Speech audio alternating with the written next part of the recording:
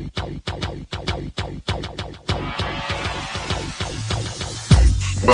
to the Odds Breakers, number one place for shared, sharp betting information. Welcome to the Odds Breakers, paying odds NASCAR style, an oval experience. I am your host, Paul Napier, and you can tweet me at NASCAR Style Odds. This episode is being sponsored by 5dimes.eu. For a reduced juice bonus, please visit www.theoddsbreakers.com/5dimes and click on the banner to get better lines than the average sports books. This week, we have a great show with info that you need to know before making picks, as well as this week's free pick. This is episode 3 of the Oval Experience. Each week, we will go into track facts, history, trends, and what to look for before placing bets.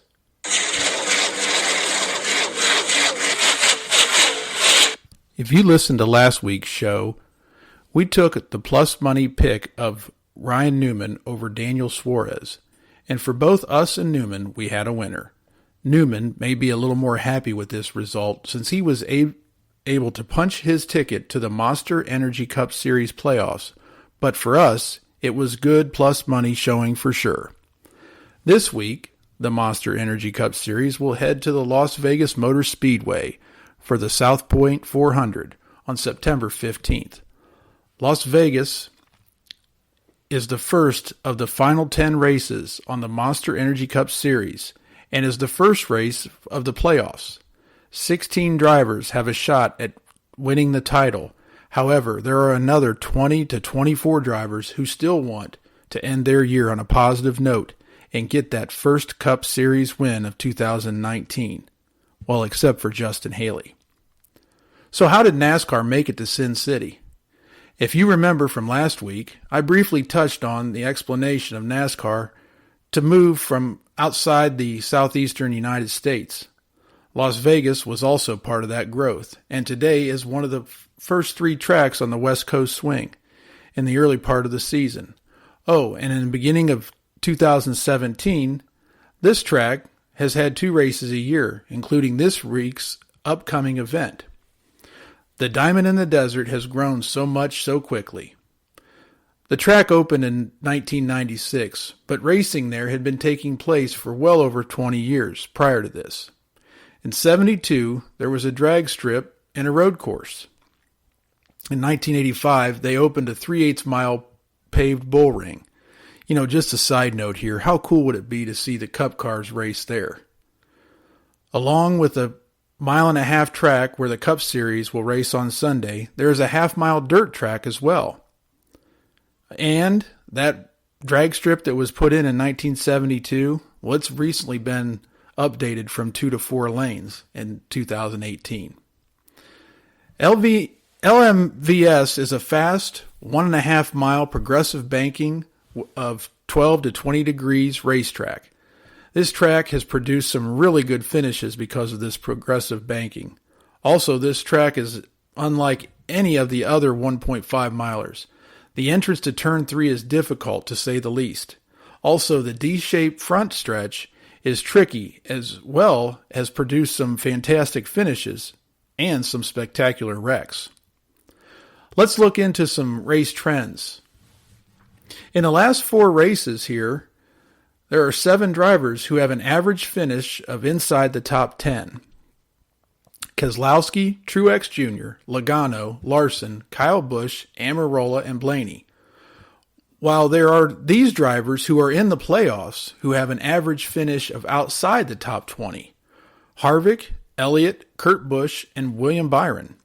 Getting deeper in on this, we look at Harvick, who has a 4th place finish and a win, but he also has a 38th and a 39th place due to 2 accidents.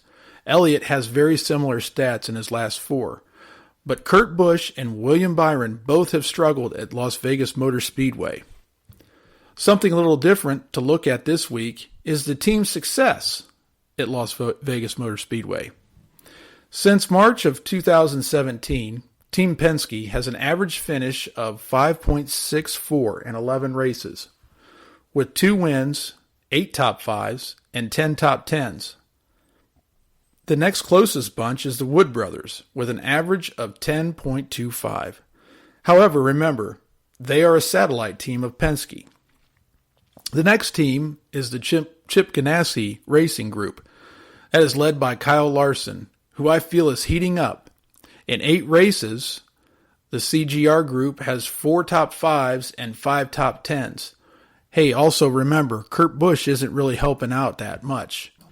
Drivers to watch this weekend. Brad Keselowski is the defending race winner from last year. He has a streak of 8 races at Las Vegas Motor Speedway in the top 10 with 3 wins. Martin Truex Jr. has a career average of 11.53 at the track.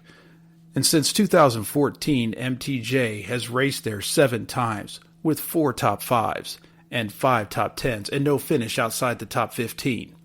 One more driver to watch this weekend is Joey Logano. Logano has raced here 12 times in his career, with an average finish of 8.5, with 5 top 5s and 8 top 10s. And remember, the finish of the last Las Vegas race in March, Joey took the checkered flag. So let's move to this week's free pick. I'm looking at the head-to-head matchup of Ryan Blaney plus 100 versus Chase Elliott at minus 130.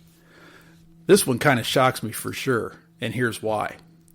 As I said earlier, Penske has been dominant at Las Vegas Motor Speedway in the last 2 years, as well as the fact that the Penske drivers have an average finish of inside the top 10 during that time, while Chase Elliott has been checkers or wreckers. Blaney has a slight edge in the starting position of 5.8 to Elliott's 9.3 during that time. This is one you might want to put a little lunch money down early before this thing moves before or after qualifying on Friday. And I'm taking Blaney in a battle of playoff drivers to score the win here in a 10-unit wager. Hey, you want more info and free picks for this week's race? Visit theoddsbreakers.com and click on the link for this week's race. If you like what you heard, shoot me a message on Twitter at NASCAR Style Odds. Hey, even if you don't like it, let me know what I can improve on. Constructive feedback is welcome. Thank you for subscribing, downloading, and listening to Paying Odds NASCAR Style. Until next week, keep researching, keep winning, and have fun.